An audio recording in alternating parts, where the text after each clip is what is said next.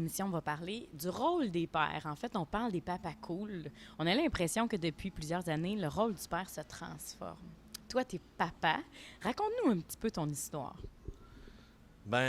C'est en 2012 que tout a commencé. En fait, fin 2011, euh, j'ai décidé que la fibre paternelle m'appelait plus que jamais.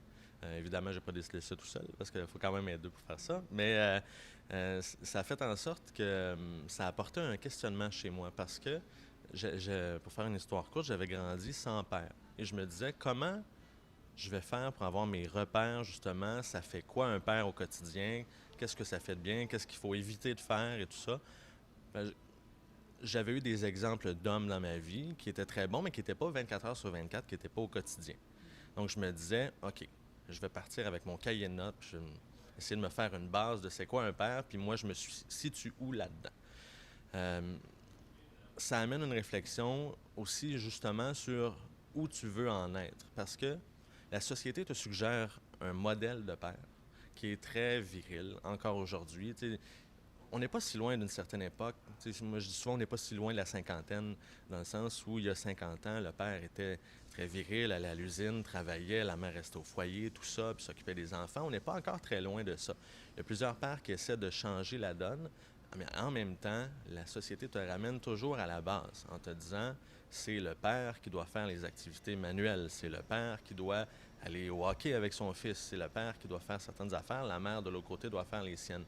Euh, Tout ça fait en sorte que c'est difficile de se trouver un rôle de père à travers ça, parce que tu es toujours soumis à la critique. Tu sais, les mères le sont aussi énormément, mais les pères le sont différemment. C'est plus vicieux, je dirais, je pense, en tout cas, de ce que je vis chez les pères, parce que les mères vont être critiquées sur leurs gestes, les pères vont être critiqués sur leurs pensées, ce qu'ils ont fondamentalement comme plan de match en tête pour, je sais pas moi, le biberon, aller magasiner avec les enfants ou n'importe quoi. Et ça devient difficile à un moment donné. Parce que la pression vient des pères, PAIRS, non pas juste des pères, puis il y en a quelque part que ça vient de la société aussi, qui te demande d'être selon un certain moule. Si tu sors du moule, tu es soit un extravagant ou quelqu'un qui n'a pas compris comment ça fonctionnait. Tu la sens, toi, cette pression-là? Oui, mais c'est une pression de performance. J'ai l'impression qu'on est beaucoup dans cette ère-là, mais que c'est le cas pour les pères aussi. Parce que peu importe le geste que tu poses, même si dans ta tête, ton plan de match pour élever l'enfant est bon, reste que les gens vont se baser sur leurs critères à eux et les critères qui sont dans la norme. En même temps, est-ce qu'on est obligé de faire comme la norme? Je pense pas. Et c'est là que moi, j'essaie d'être quelqu'un d'autre, quelqu'un d'assez avant-gardiste là-dedans. Je dis souvent que je suis à la paternité ce que les femmes sont au féminisme. Parce que moi, ça me dérange énormément d'entendre des gens d'évaluer les pères, de dire que les pères, c'est la mère qui est surtout importante. Je comprends, l'enfant est très attaché à la mère, tout ça, mais je pense que le père apporte un rôle complémentaire qui est aussi important, mais pas sur les mêmes points. Et c'est de là que réside la pression, je pense. Parce que, effectivement, plus tu gagnes de l'expérience, hein, que tu gagnes une certaine confiance dans ton rôle de père, plus tu assumes ce que tu fais, mais plus les gens te regardent et te disent, OK, ce que lui fait, c'est pas de l'apprentissage, c'est une espèce d'assurance, mais c'est là que tu te fais critiquer. Moi, je donne souvent l'exemple de quand mon garçon était plus jeune, on le fait encore, mais j'allais prendre des marches avec lui, par exemple, en poussette et tout ça. Puis à un moment donné, la tuque se ramasse sur les yeux. Fait que là, ça fait 50 fois que tu la ramasses, la tuque, tu la relèves et tout ça. Puis tu croises une dame, une personne âgée, une femme, qui te dit ton père est pas très bon, hein? T'as encore la tuque sur les yeux. C'est pas parce que ton père est pas bon, c'est parce que ça arrive constamment, mais c'est le genre de critique quotidienne avec lesquelles on vit. C'est vrai à l'épicerie aussi. Si ton enfant est tannant à l'épicerie, maintenant, le père, c'est parce que t'es pas assez sévère. Tu le contrôles pas, ton enfant. Alors qu'avant, c'était lancé dans la cour de la mère. Si tu veux, la discipline était beaucoup une histoire de femme, de contrôle du foyer. Moi, j'appelle ça comme ça, si on veut. Alors que maintenant, ça tend à se régulariser. Moi, j'appelle ça comme ça. Mais en même temps, ça fait en sorte que l'homme est soumis à la même critique par rapport à la société que la femme l'a été à un certain moment donné. Et le droit à l'erreur n'est pas là. Tu es constamment jugé. Si ton enfant fait une crise au centre commercial, les autres te regardent, te disent, vas-tu le régler son problème? C'est parce qu'il n'est pas assez sévère que ça ne fonctionne pas. Alors que c'est pas toujours ça. Oui, on parle de contrôle. Hein. Tantôt, tu faisais référence dans le passé, la mère gérait, était en contrôle, tout ça. Ton approche semble être beaucoup plus dans le lâcher prise, dans laisser venir, dans accueillir ce qui se passe. Puis ça, c'est pas simple dans l'époque dans laquelle on vit parce que aussi on a tendance à se sentir responsable de ça. Et tu parles du jugement. On se juge aussi sévèrement. Moi, j'y vais avec une tendance générale de faire de son mieux. Je ne serai jamais un père parfait, mais tabarouette, par exemple, je vais avoir donné mon 110% pour reprendre l'expression sportive. Puis je vais avoir tout donné, je vais avoir fait à ma façon, je vais avoir fait de la façon, je pense, qui va aider mes enfants à devenir de bonnes personnes ultimement. Il n'y a pas de recette parfaite.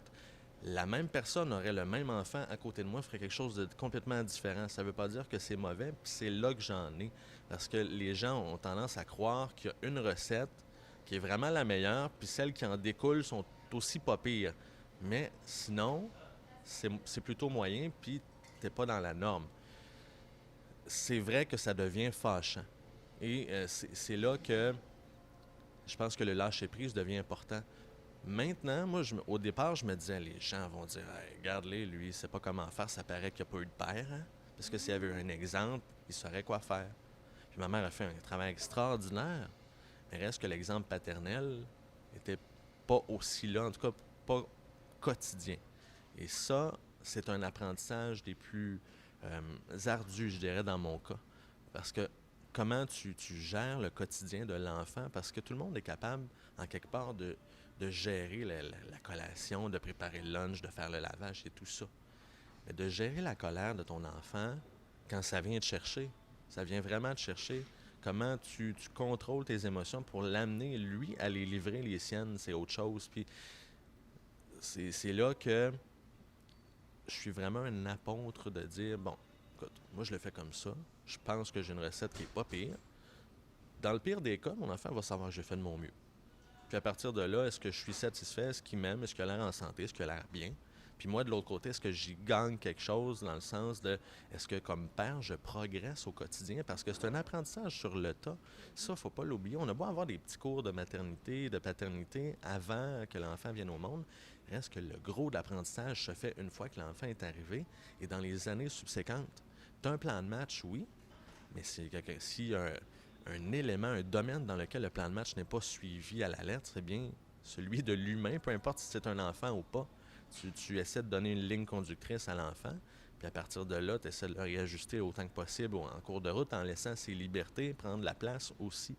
Parce que même si c'est un enfant, faut pas prendre des décisions toujours pour lui. Puis moi, c'est l'une des choses qui fait partie de mon laisser-aller là-dedans. Souvent, le parent veut imposer une décision à l'enfant au lieu de lui demander ce que lui souhaite, puis après ça, adapter à la situation qui est en cours. On essaie beaucoup de leur imposer des trucs, puis après ça, on se demande pourquoi l'enfant n'écoute pas. Il a tendance à se fâcher souvent, tendance à faire des crises, ou encore il se sent délaissé, puis à un moment donné, il n'écoute plus ce que tu lui dis. Il faut leur laisser de la place. Ils ont beau être jeunes, mais ce ne sont pas des imbéciles non plus. Donc, quand tu as réfléchi en 2012 à devenir père, toi qui n'avais pas nécessairement eu de père, tu dis, je suis partie avec mon cahier de notes. Donc, c'est aussi dans les livres que tu as appris cette façon de penser, cette philosophie-là. Tu dis, ben on évolue aussi dans notre rôle, dans notre façon de faire, on s'ajuste. C'est instinctif, finalement, chez toi? J'ai lu énormément. Je pense qu'il y a un peu de déformation professionnelle là-dedans, de vouloir s'informer un peu partout pour essayer ensuite d'avoir le meilleur compte-rendu possible. Tu sais, à la base, je savais pas c'était quoi la paternité. Comme tout le monde, je savais que bon, tu été père, tu t'occupes des enfants, tu fais des activités avec eux autres et tout ça, mais vraiment, dans la minute à la minute, c'est quoi? Quelles sont les émotions qu'un père peut vivre aussi? Comment il peut justement amener son enfant plus loin, essayer de supporter la conjointe là-dedans, de prendre sa place beaucoup. Et je me suis renseigné comme ça se peut pas. J'ai lu sur tout ce qui se faisait, je pense, puis à un moment donné, c'est là que je me suis dit, OK, moi, je vais faire une moyenne de tout ça, puis je vais essayer d'y apporter mon style. Parce que reste quand même que quand tu as le modèle, il faut que tu y mettes de toi. Parce que peu importe la recette que tu as, c'est le sien, ou tu sais, ce que tu mets, toi, ta couleur qui va faire la différence dans le produit final, puis dans le produit final que moi je suis devenu, le père que je suis aujourd'hui. C'est sûr que les lectures font en sorte que tu as un bagage. Moi, j'avais besoin d'avoir de l'information sur c'est quoi un enfant aussi. L'enfant, il a besoin de quoi, puis il n'y a pas de recette magique encore une fois, mais en même temps, quand on te dit entre 0 et 3 mois, l'enfant aurait besoin de ça, mais tu l'as un petit peu en tête. Voici entre 3 et 6 mois, pourquoi il pleure normalement, ben tu le gardes quand même et tu dis, bon, je vais essayer de bâtir quelque chose là-dessus. Et tu pars pas de zéro, parce que c'est ça qui est important pour moi à ce moment-là. J'avais cette impression-là un peu de partir de zéro, peut-être même de partir à -1, en me disant, je n'ai pas eu de modèle au quotidien. J'en ai eu des bons quand même, des hommes de ma famille ou tout ça, de mon entourage, qui étaient extraordinaires. Mais quand même, j'avais l'impression de partir avec un léger retard. Je voulais tellement être prêt, mais super prêt pour arriver à devenir père. Puis au moment où l'enfant allait arriver, de dire OK, je suis prêt là. Tu sais, la ligne d'arrivée est là, puis moi, je vais être le premier à arriver en même temps que tout le monde. Je pense qu'à un certain moment, je me suis trop préparé, mais en même temps, c'était mieux de l'être trop que pas assez. On dit souvent que c'est difficile de donner ce qu'on n'a pas reçu. Hein? Ça, c'est une croyance que les gens ont. C'est difficile, j'ai pas reçu l'amour que j'aurais eu besoin ou tout ça. Tu es un exemple du contraire, en fait, hein? De redonner ce qu'on n'a pas nécessairement eu. Comment tu le vis, toi, ça, par rapport à tes enfants? L'amour que tu n'as peut-être pas reçu, comment tu fais pour le donner? Honnêtement, ma mère a fait un travail exceptionnel là-dessus parce qu'elle ne pouvait pas essayer d'être un père en même temps. Elle pouvait essayer d'être une mère qui tentait de compenser quelque part quand même. Tu sais. Euh, mais l'exemple qu'elle a donné, je pense que ça vaut tout ce que j'aurais pu recevoir. Parce que les valeurs qu'elle m'a octroyées font en sorte que j'ai voulu les inculquer aussi. Puis en même temps, ce qui, moi, m'a manqué, il y a pas grand-chose qui m'a manqué. Tu sais, comme je te dis, ma mère m'a donné beaucoup de choses qui ont fait en sorte que je me suis senti bien comme enfant, je me suis senti aimé, apprécié, tout ça. Je sentais qu'on avait confiance en moi, qu'on croyait en moi et tout. Mais en même temps, avec le recul, avec mes lectures, je me disais, ah, ça aurait peut-être été le fun. C'est pas grave, mais ça pourrait être une plus-value. Et c'est à la suite de cette réflexion-là que vraiment j'ai décidé de bâtir une espèce de moule sur pas ce qui m'avait manqué, mais ce qui pourrait être encore mieux. Et faut pas se mettre trop de pression là-dessus non plus, mais je pense qu'il y a certains éléments que je me disais, moi, j'aurais aimé ça les vivre et je vais essayer de les reproduire. L'occasion est là. J'ai un garçon qui est là, donc voilà ma chance et c'est l'opportunité justement d'aller de l'avant avec ça. Parce que moi, je donne souvent l'exemple de aller au hockey. Tu sais, c'est un exemple très commun, c'est très, très cliché, mais j'aimais ça aller au hockey avec mon père, j'aimais ça me lancer au baseball avec mon père. Ce sont des choses qui ne sont pas arrivées. Ma mère a fait de son mieux de ce côté-là aussi. Un peu moins le sport dans le sang. Mais, mais ça fait en sorte que je me suis reviré surtout sur des amis, sur des oncles et autres. Mais c'est le genre de choses que je veux faire aussi maintenant.